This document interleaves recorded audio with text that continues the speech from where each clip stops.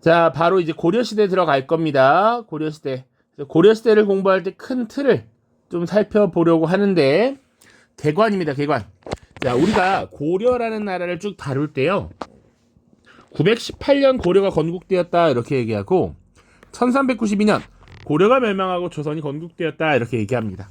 그래서 고려의 역사가 총 475년인데, 고려가 세워졌던 초기와 고려가 망할 그 말기가 시대적 상황이 같지 않았을 거란 말이야. 이 긴 시대를 한 문장으로 하나의 성격으로 정의할 수 없기 때문에 우리 역사를 공부할 때 보통 시기 혹은 시대를 구분합니다. 자, 그래서 고려 시대를 공부할 때 뭐 두 개로 구분하는 사람도 있고요. 세 개로 구분하는 사람도 있고, 네 개로 구분하는 사람도 있고, 다섯 개로 구분하는 사람도 있는데 보통 우리 교과서에서는 네 개의 시기로 구분합니다. 네 개의 시기. 자, 그래서 고려 시대를 쭉 볼 텐데요. 일단 1170년 무신정변이라고 하는 사건이 가운데 딱 있죠. 무신정변 이전과 무신정변 이후가 크게 달랐다라는 얘기야. 이 무신정변을 기준으로 고려 전기, 고려 후기 이렇게 이야기를 하기도 하고요. 조금 더 봐야 될 것은 좀 더 디테일하게 네 개의 시기로 나누는 것입니다. 첫 번째 앞쪽으로 보면 고려라는 나라를 만든 것은 태조 왕건입니다. 그 태조 왕건은 호족 출신이었어요. 호족 출신. 그래서 고려라는 나라를 만들고 고려라는 나라를 통해서 후삼국을 재통일할 때 왕건과 이 왕건을 돕는 여러 호족 세력들이 있었어.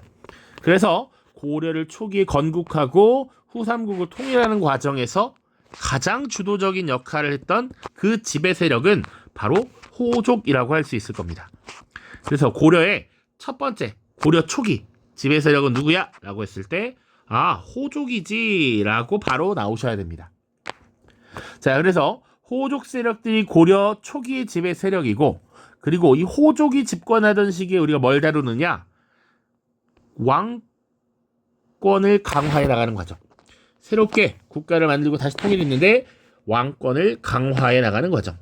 그리고 고려라는 나라를 만들었으니까 고려라는 나라를 운영할 통치 체제를 정비해야겠지.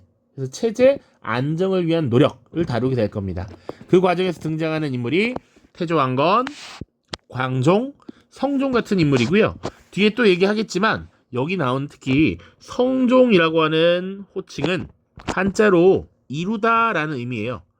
통치 체제를 이루었다, 완성했다 라고 평가받는 왕에게 붙이는 호칭이 성종입니다. 그래서 조선의 성종도 마찬가지로 통치 체제를 정비한 국왕에게 그런 호칭을 붙여요. 자, 그래서 성종이 통치 체제를 완성했고 그 완성된 통치 체제의 구조 그리고 국가 운영은 어떻게 이루어졌는지를 쭉 살펴보는 게 지금 이 영상에서 끝낼 내용입니다. 그래도 큰 그림을 봐야 되니까. 자, 그래서 호족들이 집권한 시기에 고려라는 나라의 통치 시스템이 어느 정도 갖춰졌어. 큰 틀이 마련됐어. 그래서 그 제도, 시스템을 잘 파악한 세력들에 의해서 몇몇 가문이 고위관직을 여러 대에 걸쳐서 독점을 해나가면서 고려 사회를 주도해 나갑니다. 그들을 문벌이라고 해요.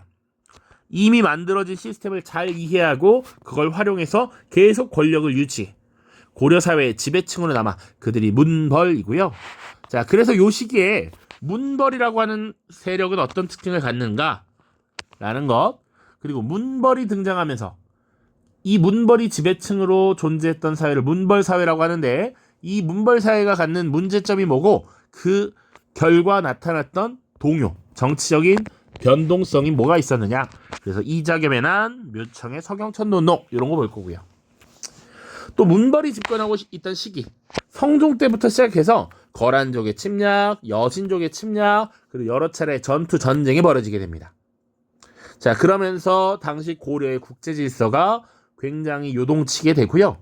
자, 그런 상황 속에서 사실은 무신들이 적극적인 역할을 수행했겠죠. 그런데 문벌에 비해서 무신들은 굉장히 차별받았습니다. 자, 차별받고 억압받던 무신들이 들고 일어나서 정치적 변란을 일으켰으니 그 사건을 무신이라고 하고요. 이렇게 권력을 잡은 무신들은 당연히 문벌을 대신해서 고려의 지배 세력으로 등장하겠죠. 그동안 억눌렸던 모든 이런 분노를 폭발시키면서 기득권을 충분히 챙겨가는 이런 모습을 보입니다. 그래서 세 번째 지배 세력이 무신이고요. 그 무신이 권력을 잡게 된 무신 정변 당연히 다룰 거고, 칼을 통해서 권력을 가진 자는 칼을 통해서 망하기 마련입니다. 그래서 권력자가 어떻게 바뀌었는지 그런 변천을 볼 거고요. 그 중에 최충원이라고 하는 사람을 중심으로 한 최씨 무신 정권이 꽤나 오래 갑니다. 최씨 무신 정권 하나 다뤄볼 거고요. 자, 그리고 이 무신 집권 시기에 몽골의 침략을 받게 됩니다. 그러면서 결국 무신 정권은 몽골과 싸우다가 쇠락하고요. 자, 몽골에 항복하면서 몽골에 아첨하고 몽골의 힘에 빌붙어서 권력을 잡는 새로운 정치 세력이 등장합니다. 그들을 권문세족이라고 해요. 자, 이들은 원나라에 적극적으로 협조하는 경향을 보였고요. 고려라는 나라가 원나라에 항복했기 때문에 원나라의 간섭을 받는 시기가 도래하죠. 원간섭기. 그리고 거란, 여진, 송나라, 고려 같은 여러 나라가 함께 공존하는 이런 국제 질서, 서로를 존중하고 서로를 완벽하게 제압하지 못하는 이런 다원적 국제 질서에서 이제 세계 최강 몽골을 중심으로 하는 이론적 국제 질서가 강화되었다라는 얘기 다룰 거고요. 자, 이 몽골의 간섭을 벗어나려는 움직임도 있습니다. 공민왕의 자주성 회복, 그리고 내정 개혁 이런 거 좀 살펴볼 거고요. 자, 그리고 공민왕이 가장 중요하게 여겼던 것 중에 하나가 기존의 이 권문세족을 제거하는 일이었습니다. 자, 이 권문세족을 제거하기 위해서 새롭게 등용시켰던 정치 세력 신진사대부 어떤 사람들인가? 자, 그들의 노력에도 불구하고 고려는 결국 과거처럼 빛나는 회복을 하지 못했고 결국 멸망하게 되는 것이죠. 자, 요 과정을 쭉 다루는 겁니다. 자, 그래서 고려의 건국부터 들어가 보도록 하죠. 왕건 고려를 건국하다. 자, 1. 고려 건국과 후삼국 통일 보시죠. 자, 고려의 건국입니다. 자, 궁예가 후고를 세웠던 궁예가 호족을 탄압하면서 무리하게 전국을 주도해 나갔습니다. 여기 나와 있는 호족 탄압이라는 것을 우리가 유튜브에서 짤로 많이 봤어. 누구인가? 누가 기침소리를 내었어. 마구니가 꼈구나. 철퇴를 내려라 라고 했던 것이 대표적인 사례입니다. 호족들을 탄압했죠. 그리고 자신이 정치적인 주도권을 놓지 않기 위해서 무리하게 무리수를 두는 이런 모습을 보였다. 그러다 보니 호족들이 궁예를 몰아내고 당시 덕망이 있었던 왕건을 새롭게 왕으로 추대합니다. 자, 그래서 이 태조 왕건은 고구려 계승을 내세워서 나라의 이름 국호를 고려라고 결정합니다. 자, 오른쪽에 지도도 있는데 고려 건국 연도가 918년이고요. 궁예가 철원으로 수도를 옮긴 상태에서 쫓겨났기 때문에 철원에서 고려를 건국하고요. 추후에 다시 자신의 근거지인 송악으로 돌아오게 됩니다. 자, 두 번째, 후삼국 통일 과정을 봐야 됩니다. 고려 후백제 신라가 있고요. 신라는 원래 있던 나라도 제대로 케어하지 못해서 후백제, 고려 같은 호족 세력들이 난립한 거잖아. 그러니까 신라는 이미 기울어 가고 있었고 메인은 이 고려와 후백제의 경쟁이었습니다. 자, 그런데 후백제는 신라를 굉장히 적대시하고요. 심지어는 공격해서 왕을 자결하게 하는 이런 모습을 보이기도 했어요. 반면에 고려의 왕건은 신라를 우대하고 포용적으로 이들을 대했습니다. 자, 그 과정에서 고려의 사실상의 지위가 높아지게 됩니다. 또 하나는 926년 발해가 거란족이 세운 요나라에 의해서 926년 무너졌을 때 당시 발해의 세자 대광현이 많은 사람을 이끌고 고려에 투항하게 되죠. 이때 발해의 유민들도 적극적으로 포용합니다. 자, 그래서 여러 전투가 있었어. 고려와 후백제의 여러 대결들이 있었는데 결론적으로 신라가 항복을 고려에 하게 되고요. 그리고 마지막으로 후백제를 세운 견훤이 왕건에게 투항하고 견훤의 아들과 영원의 이제 마지막 맞다이를 뜨게 되죠. 그래서 1, 2천 전투에서 후백제를 격파하고 후삼국을 통일하게 됩니다. 자, 우리가 작년까지만 하더라도 이 과정에 있었던 주요 전투들을 막 다뤄요. 예를 들면 공산전투, 이거는 왕건이 한번 사로잡힐 뻔한 큰 위기를 겪었던 전투이기도 하고요. 반면에 이제 복수를 하고 사실상 후삼국 통일의 주도권을 잡게 되었던 고창 전투 있습니다. 여기는 고려가 승리했던 전투예요. 이런 것들이 있었는데 빠졌습니다. 자, 그러면 이제 후삼국을 재통일한 태조 왕건은 어떤 정책을 펼쳤는가? 일단 민생 안정이 중요해. 신라 말 때부터 호족 세력들이 등장하고 호족 세력들에게도 세금을 내고 중앙정부에도 세금을 내고 혹은 이제 후삼국의 전쟁 과정에서 강제 징집해서 병사로 복무해야 됐단 말이야. 백성들의 삶이 굉장히 피폐해졌기 때문에 백성들의 조세 부담을 가볍게 해주는 정책을 취합니다. 취민유도라고 해서 백성들을 수치할 때는 도리가 있어야 된다라고 했죠. 그래서 몇 년간 세금을 감면시켜주기도 하고요. 가난한 사람들에게 물자를 열어주는 흑창을 설치하기도 합니다. 자, 그리고 중요한 건 호족들을 포용하는 것이죠. 신라말 여러 호족 세력들이 등장했고 당시 고려든 후백세든 이 호족 세력들을 자기 편으로 잘 만드는 게 중요했단 말이야. 궁예는 그걸 하지 못했고 왕건은 그것을 잘 알고 있었어. 그래서 왕건은 호족의 딸들과 혼인을 하기도 했고요. 아니면 호족들에게 성씨, 관직, 토지를 하사하는 이런 모습이 나타납니다. 그래서 오른쪽에 교과서 23쪽 읽기 자료가 있는데 왕건의 부인이 29명이었다라고 합니다. 자, 이 이유는 당연히 왕으로서 많은 여성들을 거느린 것도 당연히 있었겠지만 통일 과정에서 도움을 받고자 많은 호족들과 정략 결혼을 했다라는 얘기죠. 정치적인, 전략적인 선택을 한 것입니다. 자, 호족 세력들은 언젠가 나를 배신해서 사실 등에 칼을 꽂을지 몰라. 그걸 막기 위해서는 패밀리가 되는 게 가장 쉬운 방법이지. 자, 그래서 29명의 부인, 34명의 자식을 두었습니다. 물론 뒤에 나와 있지만 당시에는 도움이 됐고 태조 왕건이 죽은 이후엔 왕다툼이라는 문제를 불러왔어. 자식이 너무 많았기 때문에. 자, 3번 호족 견제. 그러니까 호족에 대해서는 내 편으로 만드는 포용 정책도 실시하지만 때로는 너무 나에게 기어오르지 않게 하는 견제책도 필요한 것이죠.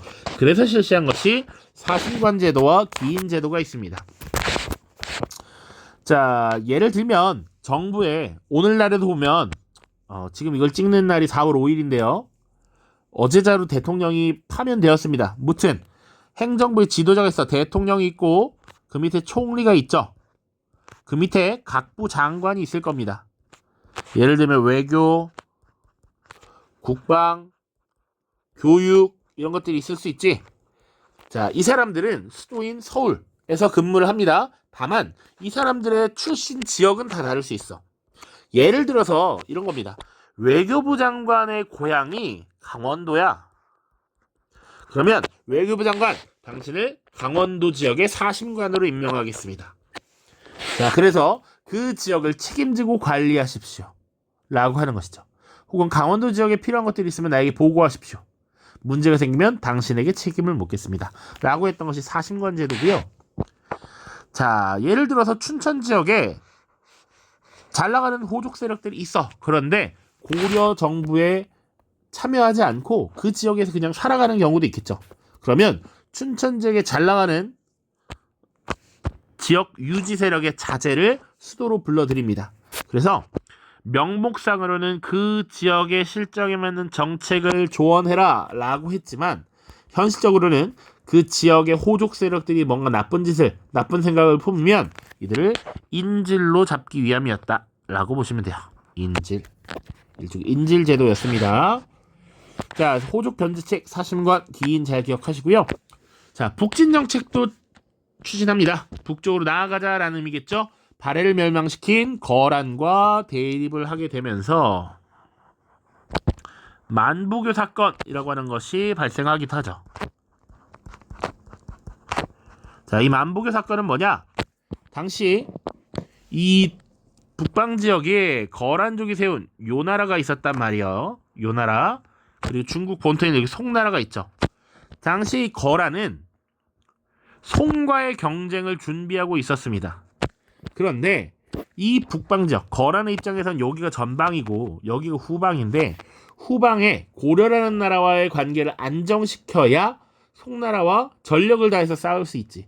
그래서 거란은 고려와 친하게 지내자라고 하면서 자신들에게도 흔하지 않았던 낙타 50마리를 선물로 보내게 되죠.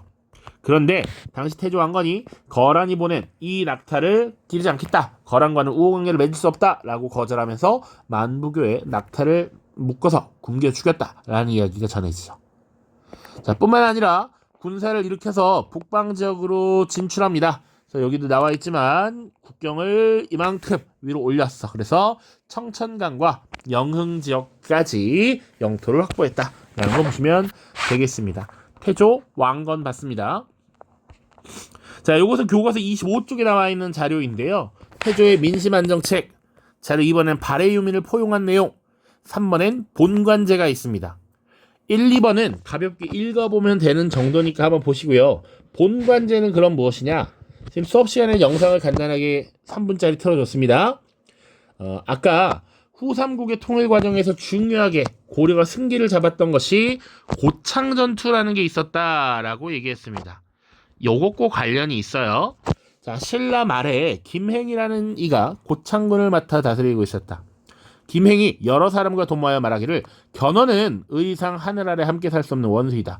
어찌 왕공에게 기이하여 이 통문을 씻지 않겠는가 하고 고려 태조를 맞이하여 항복했습니다. 고려 태조 왕건에게 협조를 함으로써 고려가 이 고창 지역의 전투에서 주도권을 갖고 승리를 하죠. 이에 태조 왕건이 성을 권씨로 하사하고 태사벼슬을 제수한 다음 고창군을 시급으로 삼아라 라고 주었습니다. 그래서 이제 그 출신 지역을 각각 이름을 붙여줬던 것이지. 그래서 고창이 나중에 이제 안동이 됩니다. 안동. 그래서 당신의 성은 권씨고 본적 원래 태어난 적은 고향은 안동이야 라고 해서 안동 권씨 뭐 이런 식으로 우리가 부르게 되죠. 저 같은 경우는 정선 전씨 뭐 이렇게 부릅니다. 그래서 고려 때부터 만들어진 본관제도 출신 지역을 명기하도록 한 겁니다. 밑에 보면 본관은 원래 그 사람의 거주지나 출신지를 의미하는 것이고, 태조는 후삼국 통일 전의 혼란을 수습하기 위해서 유력 호족에게 특정 지역을 본관으로 삼게 해 해당 지역의 지배권을 인정해주는 이런 모습을 보였습니다. 이것도 호족 세력들을 포용하기 위한 방안이었다. 사려 속의 김행은 안동권 씨의 시조로서 안동을 본관으로 삼아 기존의 지배권을 인정받았고요. 본관은 이 출신 지역을 의미하는 것이었기 때문에 나중에 사회적 지위에도 영향을 끼쳤습니다. 자, 그래서 영상은 보지 않겠고요. 자, 다음 광종 보겠습니다. 자, 광종은요 고려의 4대 왕입니다. 그러니까 지금 우리가 본 태조 왕건이 있었고요. 사실은 2대 왕 해종이 있고 3대 왕 정종이 있고 4대 왕이 바로 광종입니다. 근데 이 3명의 왕 모두 태조 왕건의 아들들입니다. 아까도 얘기했지만 태조 왕건이 호족 세력들을 자신의 편으로 끌어들이기 위해서 정략 결혼을 많이 했다.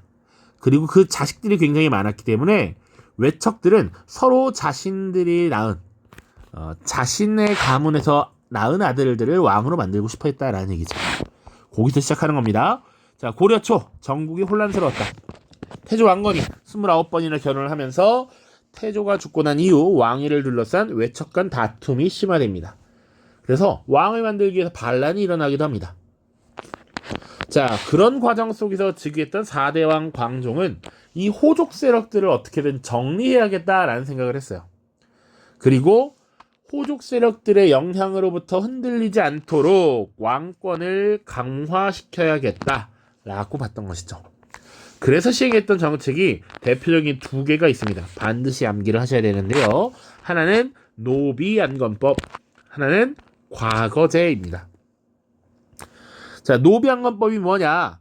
당시의 호족 세력들은 자신들이 가진 특권을 이용해서 일반 양민들을 강제로 노비로 만들어 버리는 경우가 있었습니다. 그래서 호족들이 불법적으로 차지한 노비를 양인으로 해방하도록 명령한 법이 노비안건법입니다.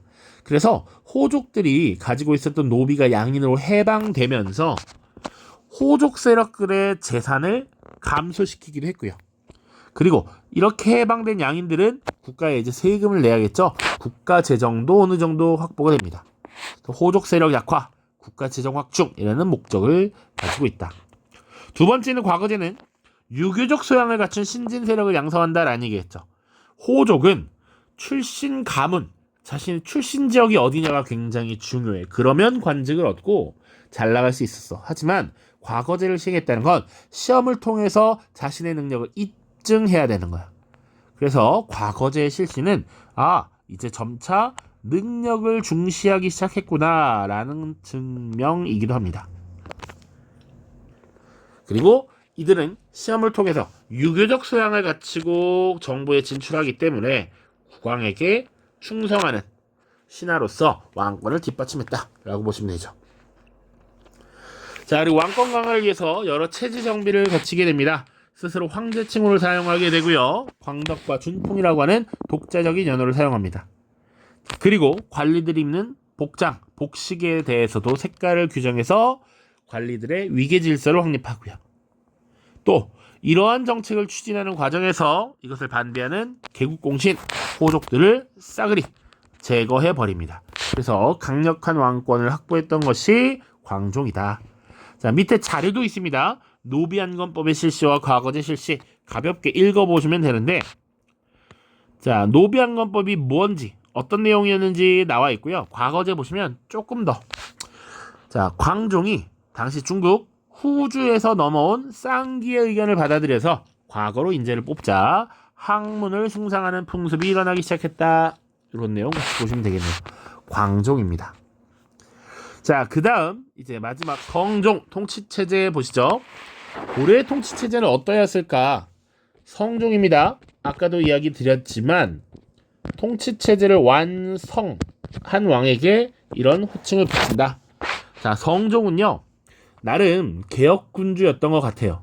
그래서 6대 왕인데 앞선 5명의 왕이 어떤 것을 잘했고 잘못했는지를 쭉 보고해라 라고 했고, 국가에 대한 건의사항을 적극 올려라 라고 얘기했던 것이죠.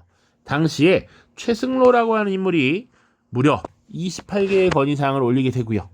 이것을 수용해서 유교 이념을 바탕으로 한 통치체제를 정비하는 데 나서게 됩니다. 그래서 중앙통치기구 정비하고요. 지방관을 파견하고요. 유교교육기관으로서 국자감을 설치해요. 자, 이게 어떤 의미를 갖냐면 밑에 이제 시무 28조 내용도 보겠지만 태조 왕건이 후대 왕들에게 이거 잘 지켜라 라고 유언처럼 남긴 훈요 10조가 있습니다. 그 훈요 10조에는 불교 행사를 거하게 치러라 라고 이야기를 한단 말이지. 자, 그런데 이 불교 행사를 성대하게 치르는 과정에서 국가의 재정이 많이 소모돼. 그것에 대해서 최승로가 비판적 입장을 견지합니다. 볼게요. 최승로의 시무 28조 7조 보시면 왕이 백성을 다스린다고 해서 집집마다 가거나 날마다 그들을 살펴보는 것은 아닙니다. 그러므로 수령을 나누어 보내서 백성의 이익과 손해를 살피게 하는 것입니다. 요청하건대 외관, 지방관을 두시옵소서. 요 내용이 되겠죠. 지방관 파견. 수령이라는 건 지방에 파견된 지방관을 부르는 호칭입니다. 20조 불교를 믿는 것은 자신을 다스리는 근본이며 유교를 행하는 것은 나라를 다스리는 근본을 구하는 것입니다. 자신을 다스리는 것은 내세, 미래의 복을 구하는 것이고 나라를 다스리는 것은 오늘의 급한 일입니다. 지금 당장 급한 건 나라를 다스리는 일이고 나라를 다스리기 위해서는 유교가 더 중요하다라는 얘기를 하고 있는 것이죠. 그래서 유교를 중심으로 한 통치체제를 정비하게 된다. 이것도 중요한 포인트라고 볼 수 있습니다. 자, 그래서 이 시기에 만들어진 통치체제는 어떠하였을까? 요거까지 보면 딱 마무리가 될 것 같아요. 중앙통치기구 보시죠. 국가를 운영하는 중앙통치기구. 자, 기본적인 중앙통치기구는 당나라의 삼성육부제를 수용해서 고려의 실정에 맞게 재조정합니다. 그래서 이성육부제도입니다. 자, 오른쪽에 교과서 24쪽 고려의 중앙통치기구 있는데 정점에 당연히 왕이 있고요. 그 밑에 중서문화 성과 상서 성 두 개의 성이 있고 정책을 주로 집행하는 상서성 밑에 이부, 병부, 호부, 형부, 예부, 공부 6개의 부가 있죠. 이런 기본적인 틀을 이성육부제라고 합니다. 이성육부제. 자, 그래서 중서문화성은 국정을 총괄하는 기구구나. 원래 당나라에서는 중서성과 문화성을 이렇게 나누는데 고려는 이걸 통합해서 운영했구나 정도만 보시면 되고요. 각각 육부의 역할을 알면 좋은데 몰라도 크게 문제는 없을 것 같습니다. 여기서 봐야 되는 건 고려만의 독자성이야. 독자성. 자, 고려의 독자성을 보여주는 두 기구가 있습니다. 요 도병마사와 식묵도감인데요. 그건 어디서 출발한 것이냐? 자, 중서문화성 보시죠. 중서문화성. 중서문화성에서 일하는 관리들은 크게 2개의 부류로 구분을 합니다. 주로 2품 이상의 고위 관료들을 제시인이라고 부르고요. 3품 이하의 중하급 관리들을 낭사라고 불렀어. 그러니까 우리 9급 공무원부터 쭉 있듯이 고려와 조선에서도 관직의 등급이 1품부터 9품까지 있습니다. 물론 정, 종 이런 걸로 나누긴 하는데 간단하게 2품과 3품으로 지금 상급 관리, 고위 관리와 중하급 관리를 구분한다. 자, 그리고 중서문화성 말고 밑에 중추원이라는 기구도 있습니다. 왕의 명령을 전달하고 군사 기밀을 다루는 기구예요. 왕의 최측근 비서기구입니다. 자, 중추원에서 근무하는 관리들도 2품 이상의 고위 관리들을 추밀, 3품 이하의 중하급 관리를 승선이라고 불렀어요. 자, 그런데 여기서 이 제신과 추밀, 요 2품 이상의 고위 관료들이 주로 모여서 중요한 국정을 논의합니다. 그것을 제추회의라고 했고요. 자, 이들이 모여서 주로 국가의 중요한 일을 논의했겠죠. 특히 국방과 관련된 논의를 했어. 자, 이 기구가 임시로 여러 차례씩 만들어지는데 이 제추회의에서 국방을 논의하면 그것을 도병마사라고 불렀고요. 법률 제정과 관련된 이야기를 했다라고 하면 나중에 식목도감이라고 불렀습니다. 그래서 고려의 고위 관료들이 국가의 중요한 일을 결정하는 주요 기구 2개, 도병마사와 식목도감 잘 기억을 하셔야 되고요. 또 하나 봐야 되는 것은 여기 중서문화성의 중하급 관료인 낭사와 감찰기구인 어사대의 관리들을 묶어서 대간이라고 불렀다라고 하는 것입니다. 자, 그럼 대간이 뭔지도 한번 봐야죠. 자, 왼쪽 본문으로 돌아갑니다. 도병마사와 식목도감은 재상들의 회의기구고요. 정책 결정 과정에 직접적으로 참여합니다. 특히 고려의 독자성을 보여주는 대표적인 기구이기 때문에 중요합니다. 고려의 독자성. 자, 대간제도 보시죠. 어사대의 관리들과 중서문화성의 낭사로 구성된대. 그래서 간쟁, 봉박, 서경을 통해서 권력을 견제하는 언론 역할을 수행했다라는 것이죠. 자, 언론은 오늘날도 마찬가지죠.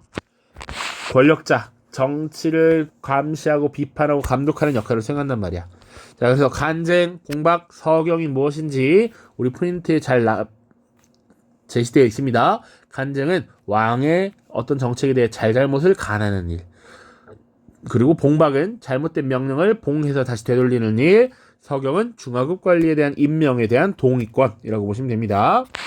자, 지방행정제도 보시면 자, 후삼국을 재통일한 이후에 영토가 굉장히 넓어졌어. 자, 그래서 최승로의 건의를 받아서 지방관을 파견했는데 성종 때, 그러니까 최승로의 건의를 받은 직후에는 주요 거점에다가 12목을 설치하고 지방관을 파견했고요. 조금 더 지나면 이것이 체계화되는데 견종이라고 하는 왕 때 경기, 그리고 오도, 그리고 양계로 나뉘게 됩니다. 경기와 오도, 양계 각각 보죠. 경기는 기본적으로 수도였던 개경과 그 주변을 의미합니다. 오늘날도 서울특별시 수도와 그 주변을 경기도라고 하죠. 개경 주변에 군현을 묶은 행정구역이고요. 주로 왕실의 물자 공급 그리고 수도를 방어하는 역할을 수행했던 것이 경기입니다. 자, 요건 특수한 구역이고 그 외에 전국을 어떻게 나누냐? 오도와 양계로 나뉘게 돼요. 자, 지방을 나누는 단위가 도, 개라고 하는 두 가지였기 때문에 이것을 이원적 운영이라고 합니다. 추후에 조선시대의 지방행정구역을 볼 텐데 조선은 양, 개 이런 거 없이 그냥 팔도 이렇게 끝내요. 지방을 구성하는 단위, 지역 단위가 하나였기 때문에 이원적 운영이라고 합니다. 그거 비교할 수 있어야 됩니다. 자, 5도는요 기본적으로 일반 행정구역입니다. 자, 도 아래에 주, 부, 군, 현 같은 하위 단위를 설치하고요. 자, 여기 파견되었던 관리를 안찰사라고 합니다. 얘는 특이한 것이 상설은 아니고요. 왕이 임명하면 쭉 돌면서 살펴보는 역할을 수행했다라고 보시면 돼요. 자, 그리고 좀 더 봐야 되는 게 이 밑에 부분입니다. 자, 5도와 양계로 나누고 지방관을 파견해야 돼. 도 밑에 주, 부, 군, 현이 있다 그랬어. 그런데 고려에서는 당시 지방관의 수가 많지 않아서 지방관이 파견된 곳도 있지만 파견되지 않은 곳도 있습니다. 그래서 지방관이 파견된 군현을 주현이라고 했고 지방관이 파견되지 않은 군현을 속현이라고 했는데 이 주현에 파견된 지방관이 주현이 여러 개의 속현까지도 관할을 했습니다. 자, 이것도 교과서 24쪽에 있는 것인데 그래서 지방관이 파견된 혹은 수령이라고 해도 됩니다. 지방관이 파견된 주현이 지방관이 파견되지 않은 속현을 여러 개 관할했다라는 것이고요. 그러면 야, 이 지방관이 뭐 몸이 여러 개도 아니고 다 관리할 수 없지. 그럼 이 속현들에서는 주로 그 지역에 오래 살면서 영향력을 행사했던 사람들을 향리로 임명해서 향리가 실제 행정을 담당하도록 합니다. 향리까지 보시면 됩니다. 그래서 속현 보시면 지방관이 파견되지 않은 군현으로서 실제 행정은 향리들이 담당한다. 자, 그래서 향리의 실질적 권한이 꽤 있었겠죠. 권한이 높았습니다. 이 얘기를 왜 하냐면 조선시대에도 향리가 있는데 조선시대에는 모든 군현의 지방관이 파견되면서 향리의 지위가 실질적 권한이 약화됩니다. 자, 그 외에 특수행정구역인 향, 부곡, 소가 있고 이 향, 부곡, 소는 일반 군현에 소속되는데 자, 왜 그러면 특수하냐라는 거. 이들은 상대적으로 많은 차별을 받았습니다. 기본적으로 과도한 세금을 부과하도록 규정되어 있었어요. 향과 부곡은 농업지대야. 그래서 농업생산물을 많이 냈고요. 자, 소는 주로 수공업품을 생산하는 데입니다. 자, 세금을 이렇게 많이 내게 하면 이 지역에 사는 것 자체가 페널티니까 떠나고 싶어. 그런데 이 지역을 마음대로 떠날 수도 없었다. 거주 이전의 자유가 없었고요. 그리고 이 지역의 주민들은 천민은 아니야. 일반민이긴 한데 과거 응시가 제한되었습니다. 요렇게 차별을 받고 있었다. 특수행정구역입니다. 그럼 왜 얘네들은 특수행정구역으로 따로 설치했나요? 뭐 여러 가지 설이 있지만 고려가 후삼국을 재통일하는 과정에서 협조하지 않은 지역, 반란을 일으킨 지역, 명령을 잘 따르지 않은 지역이 강등되었다 정도로 보시면 돼요. 요렇게 차별을 받았다.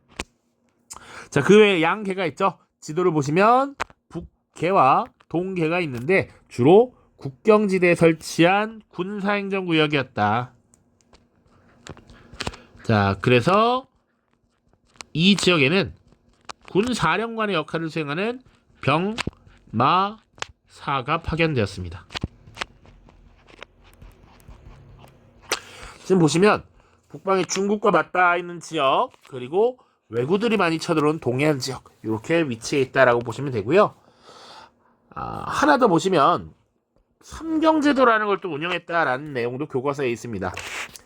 수도였던 개경, 옛 고구려의 수도였던 서경, 신라의 수도였던 경주를 동경으로 호칭해서 세 개의 서울, 삼경제도를 운영했는데 훗날 동경의 중요성이 떨어지면서 서울을 남경으로 지정하고 삼경에 남경을 포함시키기도 했습니다. 자, 이렇게 보시면 되고요. 그래서 여기 보시면 주현과 속현, 향, 부곡, 소 쭉 나와 있고 관청과 관련해서 3사가 있는데 회계를 담당하였다. 곡식에 들어오고 나가는 것을 기록하는 이런 역할을 수행했다라고 보시면 돼요. 자, 그래서 지금 고려의 통치기구를 좀 빠르게 봤는데 나중에 조선시대를 다루게 되면 조선시대와 이것을 비교할 수 있어야 됩니다. 특히 가장 비교되는 건 지방관이 파견되고 파견되지 않은 것이 각각 고려에 있었어. 고려는 지방관의 수가 적어서 지방관을 파견 못한 경우가 있었는데 조선은 다 파견을 했다. 가장 큰 차이고요. 그러다 보니까 지방관이 파견되지 않은 지역은 고려시대에 향리가 실질적 역할을 수행하면서 권한이 많았는데 조선시대는 향리의 역할이 줄어들게 됩니다. 고려는 향부국 소라고 하는 특수행정구역이 있었는데 조선시대는 이런 특수행정구역이 사라지게 됩니다. 이런 것들 비교하실게요. 자, 긴 영상이었습니다. 고생 많으셨고요. 다음 시간에는 고려 중기로 들어가게 됩니다. 문벌의 형성, 문벌 사회의 동요 살펴볼게요. 고생하셨습니다. 안녕.